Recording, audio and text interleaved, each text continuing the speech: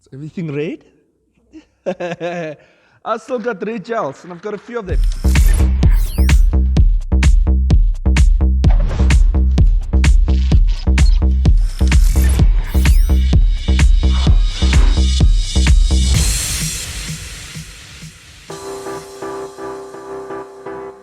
Welcome everyone. Today we're starting to set up for LightSaRed. Guys, it's been a hard time for us with the COVID and so on, and we thought we will do our part. But I thought while we do our part, me and my son hiding there on the side, how's it going? Ta-da! Is he in? We thought we'll use our church building here and we're gonna light it up. We're gonna do all the red and so on. We're gonna have some artists here. Like one or two little bands here, and maybe one or two just local singers, because we want to keep it local is lekker, né? Yeah, and so on. And we thought, well, while I set this up, I will show you what we do, what we're setting up, and how we're setting up, because hopefully maybe it gives some of you other guys idea what to do. I know not everybody has all fancy lights and so on, but we use what we got. Although I do have quite fancy lights, I'm not going to go overboard here, because the idea is just to sort of have red with some lighting, so I'm not going to try and make it look like we're doing I don't know what you want to call it. Yeah, no programming, just... No, a lot of programming, but basic, yeah. Yeah, and this also gives me opportunity for Regan to get a bit more in it. So, to come and have a look what we're putting down here. So if for inside on the walls, I'm going to use these. People always ask me to give information. They need to be wiped down. You see what the dust have done. These things have been standing. These are eye colors. They are old lights. I still use them quite often though, because they really just create a nice lot of wash, good solid colors, especially in the yellows and so on. So they will be our backwash for the walls. Then I've got my Chevette DJ. These are the quads. I really try to stay away from RGB. I always try to get either RGB W, RGB amber and so on.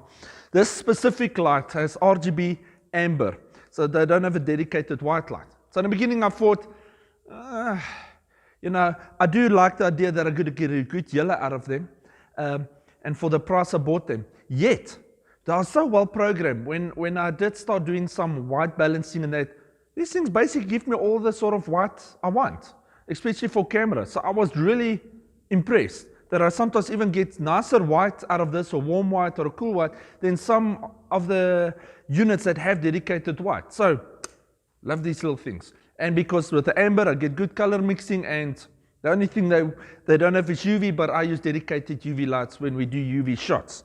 So, got 8 of them. They're just going to be along the walls on the side. And there they are, all packed nicely. And then for some beam effects, I've got very old scanners, still works very well, so I still use them. A Martin little scanner. So in the beginning of the year, I bought a little light called the Beams, Panther 70s. These little things, as small as they are, actually have a 70 watt LED light. I was really impressed with the light output they give in. I've played with 2 a while. I was going to buy more through the year. I thought I'll just start with 4 to play with them. They're really little small, but man, they give really good output of light. And I haven't even had a chance to play with them really, because, you know, the lockdown happened. But these 2 I did go around and played a bit with and had some fun with it. And wow, I'm really impressed with the output. A very tight beam, so I don't expect a very open beam. That's why I'll use a scanner. But for a nice beam effects, colors, split colors, a few cool gobos, and the light output, really like them so far. I've played. Then for outside, now I've got also big wash lights that I thought I can use and so on. That's LED controlled, but I realized, you know what? We only need red outside. It's all about red. Regan, can I grab you quickly? I've got these lights. They're just arc lights. They're 120 watts arc lights, HMI, whatever. So they're really bright. And I do usually use them for when I do model shows, because I get a very crisp white out of them. Looks good on the cameras. But I'll just use them for wash lights on the wall, because I still got... Is everything red?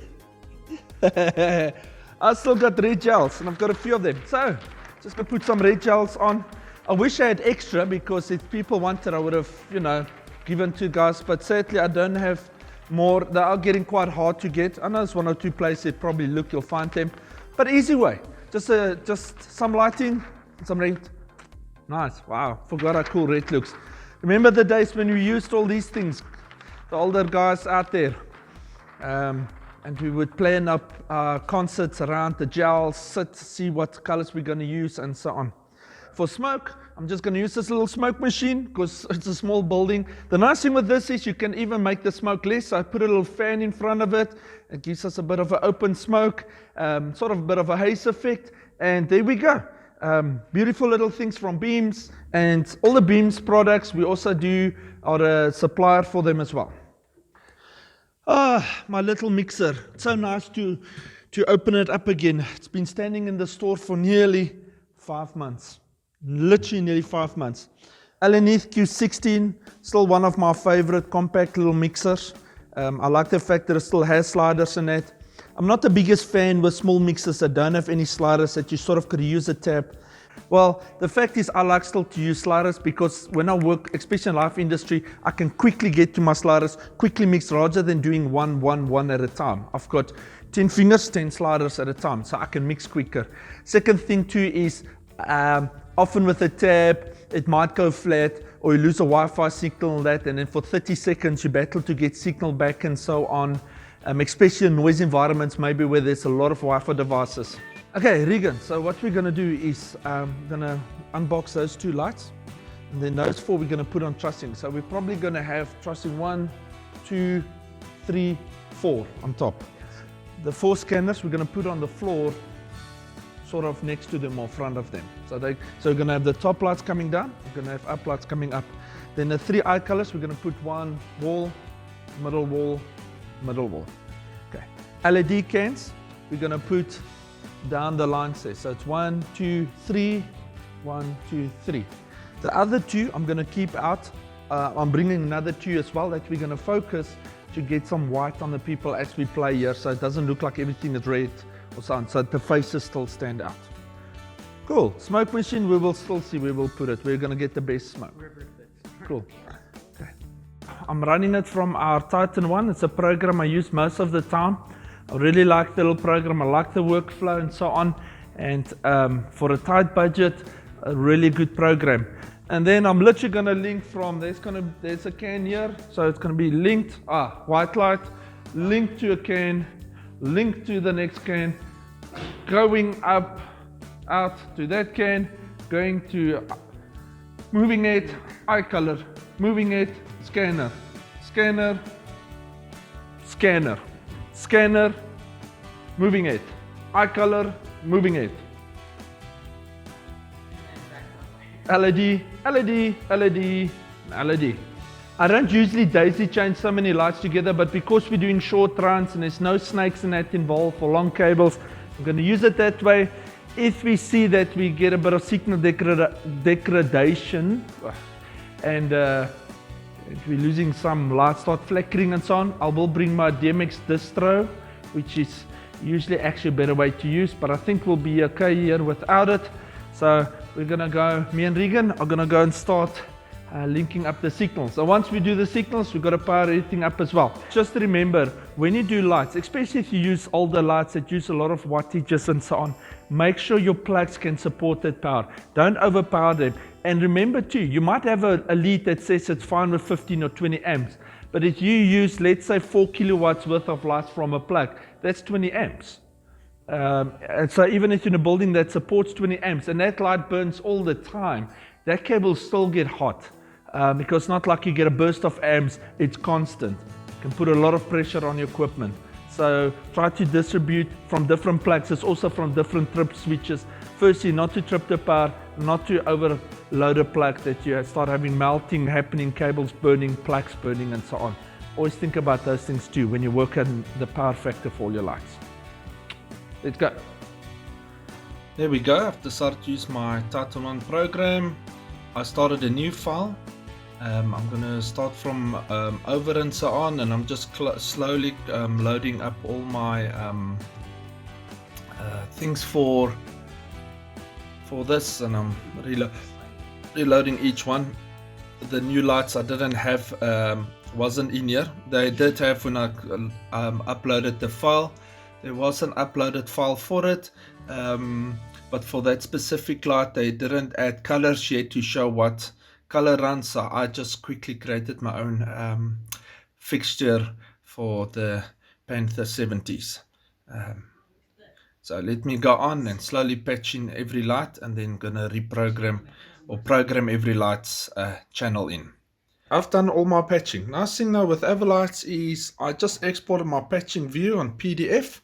So now when I'm going to print this out, and then when I go to each light, it will just show me what DMX address and everything has to be. So I don't have to run up and down to the desk and come and check on my computer what it is, and then run to the light and forget. I just carry this paper with me, and even if things have to be inverted or not, it will tell me what must be inverted or not. So in this case, nothing too fancy, but it's nice to have this print out. There we go. All our channels laid out. Okay, I'm connecting to the last one. Let's just see addressing. Let's just check channel. I'm on 11 channel, perfect. That's what I'm using. Address. Oop, let's go back. Enter. This one, according to my papers, believe it or not, 333, because the one is 300, then 311, then 322, and 333. Yo, I don't know when else I ended up on 3 of the same digits. Always make sure to push enter again. If you don't always push enter, that address might have not taken. Okay, how dip switches work is I've got to get to channel 448.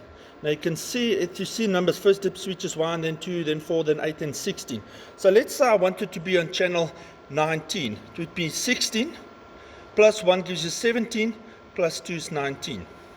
So let's say I just wanted 5. It'd be 4 and 1 is 5, and that's how these work. But the channel I need is a bit more complicated. It's 2, and 4, and 7, 8, 9. It's better to use a pen if you have one. Me and my big fingers. So 2, 4, 7, 8, 9. And if you count those numbers up, you'll get the numbers that I need. Well, there we go. All the connections are done. I've done all the numbers are right. I'm sitting in a dark room. So what I'm going to do now is I usually create colors for each thing to make my life easier and so on. But just to give you guys quickly a look through it, let's see if all the lights work and all the things happening there. Okay, a little bit of smoke. As you see, I've already played with the eye colors here a bit. My color on my WhatsApp is a bit off because that's supposed to be a bit yellow and red spectrum. I'll get it to go a bit darker. Okay, that's off and on. On this camera it looks a bit rough. Okay, then let's look for all the gains. Locate. Nice, that's all happening. Okay, so we've got cans working there. Are the colors on the side working? There, everything is okay. There's our reds. Wonderful. Let's see if we got our scanners going there. Nice.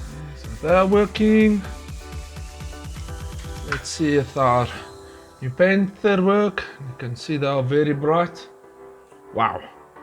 There we go. Looking good. And all our lights are working. So that's good. There we go, everything works well. So now I'm gonna just do some programming, create visual effects. Probably gonna mostly have red with just white uplights, but we will also create a few maybe things in between while the artists sing. So I'm gonna do some editing, programming, sorry, and I'll send some video clips. You'll be able to see them next Wednesday on our show. We're starting to get somewhere, some programming happening.